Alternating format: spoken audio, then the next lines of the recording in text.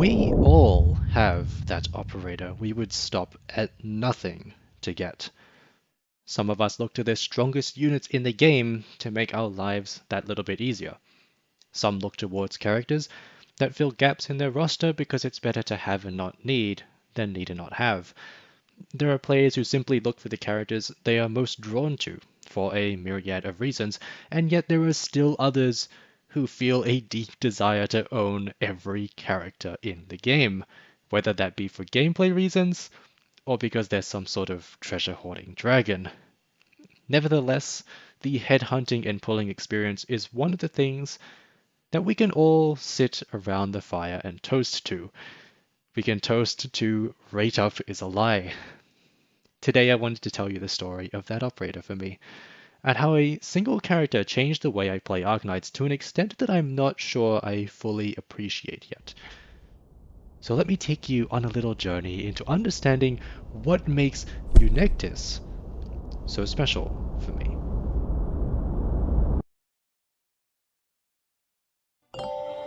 I started playing Arknights in December of 2020, around the tail end of the Dark Knights memoir event, and before you ask, no, I did not get Wheatie or W, I got a Silverash instead. That's a story for another day. As someone who has played gacha games before, this was very familiar territory, and I'm sure some of you will recognize this feeling. You have no idea what any of the buttons do, you don't know any of the characters, how to play the game correctly, the daily things you need to do, and most importantly, it feels like the game is always pushing you to find that character. The character you put on your home screen. As you go through the early stages, and the game gives you operators, as you do your first recruitments, as you finally get to your first headhunting, operators pass you by. You get a glimpse of personality, a feel of what the game is trying to get at, and it's very likely that most of you will have a special place in your heart for your very first 6-star, or your first high rarity unit at least, even if they are not, or no longer are, your favorite character. It's certainly the same for me. I have this strange feeling of obligation to use Siege whenever I can. I can't really explain it, it just is how it is. As you play the game more, and you experience more of the characters, maybe you start looking into things that are meta, or generally perceived as good. What should I pull for? Is X character good? Should I save for this? Etc. And I'm sure that there are some of you that are like me, and spend hours and hours diving through the Arknights wiki, just reading and reading and reading about various operators, about how the game works, about the many stories and little quirks that give the game some life. I think Arknights Global is in quite a unique and interesting place because we have this knowledge of what's coming in about 6 months, so we can make more informed decisions about what to pull for and what we can skip. And it's in this moment, when I'm wiki diving, that I find that character. The character that, as cheesy as it is, I connected with the most, the one I found the most interesting, the one that I felt drawn to for some reason. And that, of course, was Gavial. Yeah. To be honest, I have no idea what caused me to like Gavial so much at the time. If you asked me why now, I would have a very concrete answer for you, and that's also a story for another day. But to stay on topic, in early 2021, Gavial the Great Chief Returns hit the global server, and with its arrival the release of certainly one of the most confusing, but remarkably interesting operators in the game even to this day. Of course, I'm talking about Eunectis, the first duelist defender, who kinda started the trend of the term defender being kind of loose and not very well defined. Now, something that I alluded to earlier is that I love reading, and the lore of Arknights is one of the key reasons why I still play the game to this day. Reading through Gavial the Great Chief Returns was interesting, to say the least, considering what the atmosphere of the main story is like, and considering that the only other story I had read at this point was Heart of Surging Flame, which is a beach-themed story about natural disasters and heavily mutated volcanic slugs that explode with fiery conviction. Gavial the Great Chief Returns is one of those events that people remember because it was so different in its tone and approach. And one of the things that stood out to me the most was one of the key characters, Eunectus. A girl that had grown up in a tribal lifestyle that was nonetheless obsessed with technology and looked to bring out some sort of revolutionary change to her home, throwing out all the old traditions that had so established themselves in the heart of the Sargonian jungle. It's kind of weird, yeah, I will admit it looking back on it, but if you are a reader like me, you might have a faint recollection that Eunectus stood out from the rest of her tribe's people because of her interest in technology, but also due to her seemingly inexhaustible thirst for knowledge, and the years and years she spent learning from the few books she had in her possession, which is so contrary to the physically demanding warrior lifestyle of the Aqualan tribes. A group of peoples who choose their next chieftain through a battle royale, and Eunectus comes in with the big ugly thing, and everyone's like, yeah, okay, yeah, I guess you're the strongest now, because you have a giant robot. I don't know, there's like no rules or whatever, but that's part of the charm of the story. There is something to be said about the ridiculous and somewhat light-hearted nature of this story, and by extension the stories of the individual characters themselves. But it was the combination of Eunectus's character, the circumstances through which we were introduced to her, and her connections to other characters that I already liked. Of course, there's also this tiny part of me that I think every Arknights lore enjoyer can probably attest to having as well, which is that under every character story, under every glimpse that we get into the world and people of Arknights, there is that greater commentary about our own world, which I find so fascinating. Now, I don't want to go too deep into the lore, because I know that many of you just don't care. But what really stuck with me after this story was that discussion about technology and tradition, how they can hold conflicting beliefs and how they can, at the end of the day, be reconciled. Simply acknowledging the need for that discussion is a strong enough catalyst for change in itself. So what does all of that have to do with pulling Eunectus? Well, now that you know that I think Gavial is very cool, it might be easier for you to understand that Eunectus felt like the other half of the equation.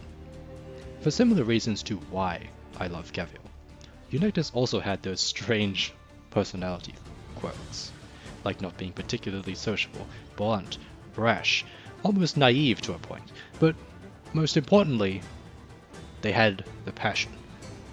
And to give some insight into myself at the time, I'm not sure I could say definitively that I was passionate about anything. Maybe it was that I was drawn to these characters, because they had something that I didn't even know I didn't have. Maybe it's because I enjoyed the story so much I felt the need to have them, or maybe it was because I saw a bunch of fan art one day and decided, yeah, I can agree with this. Whatever it might have been, I pulled for Eunectus. And I didn't get her. To be clear, I don't know how many times I pulled, but it must have been around 60 if I was to just guess. Given I had only been playing the game for about 3 months at this point, it's not like I had the wealth of some TikTok millionaire in Arundum, but I knew that this was just how gacha games work. Rate up is a lie. But I also knew she would come back eventually, because that's how gacha games work. Well, most of the time anyway. So I was doing new player things, pulling on banners, albeit sparingly. I pulled on the Mudrock Rosmontis banner, and I got 2 Rosmontises and no Mudrock. I pulled on a standard banner with Exia and Weedy and got both, which I was very happy about. And then the surprise came when Eunectus was back on the standard banner about 3 months after her initial run. At this point, I did not know that operators came back so soon, and I was planning to save for the rerun of Gavial the Great Chief Returns instead of a standard banner. But at this point, I had like 100 or something pulls, so I pulled 100 times, and I didn't get her again. I instead got 2 off banners, Blemishine and Ifrit, which, to be fair, have been mainstays of my roster ever since, and I don't really know what I would do without those 2 operators. But it was at this point that I decided to commit. I decided to commit all my resource saving to get this damn snake the next time she appeared, so I did not pull a single time for the next 4 months.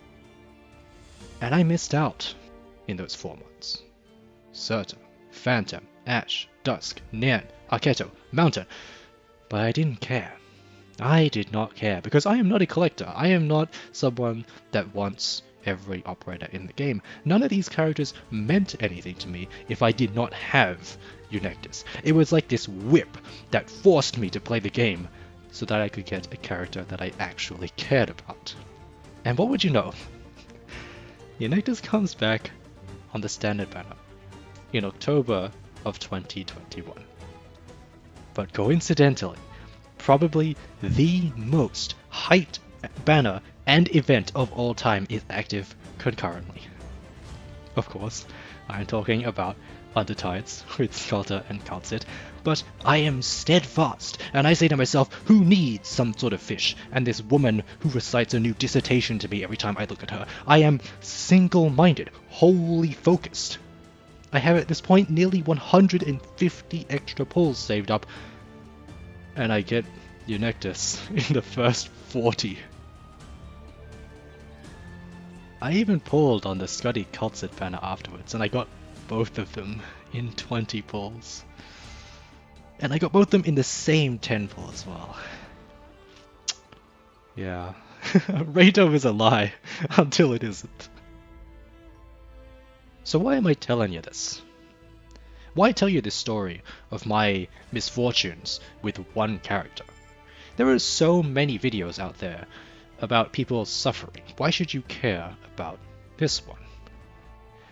I realized after this 10-month escapade that there are many reasons why I love Arknights. Like I said, I love the story. The characters are awesome.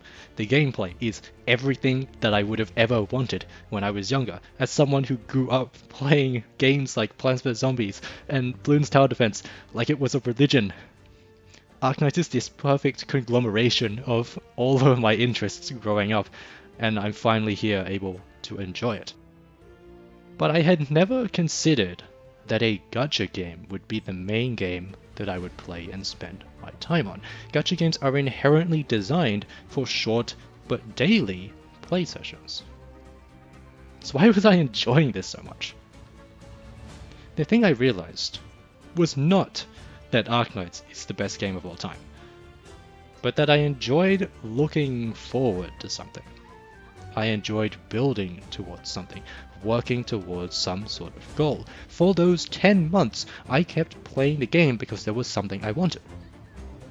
Because there was something I could spend my time working towards. And all those little events and new characters that were releasing only further cemented my resolve to keep going, all in the name of that one character. As a newer player, there was a lot to do. Finishing the story, upgrading my operators, getting better at the game, and I found that learning is infinitely easier if there is some sort of light at the end of the tunnel, some sort of payoff. And I guess for me, that payoff was that I would eventually get Eunectus. Now that I have Eunectus, it's pretty clear that she's really like the 1% of operators. Insane if all the right conditions line up. But otherwise, what are you doing? What are you doing?